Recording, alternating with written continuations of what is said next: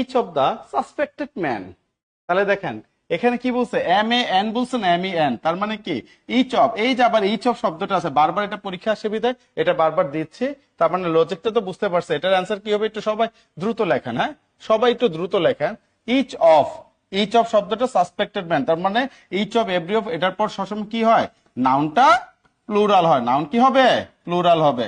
Noun যখন plural হবে তার মানে এখানে ভার্বটা সবসময় কি আসবে, সিঙ্গুলার আসবে। আমি আবারও আপনাদের মনে করার জন্য এটা লিখে দিলাম। তাহলে এখানে হ্যাড আছে, ঠিক আছে, হ্যাভ আছে, ওয়াজ আছে, ওয়ার আছে, কি হবে বলেন তো,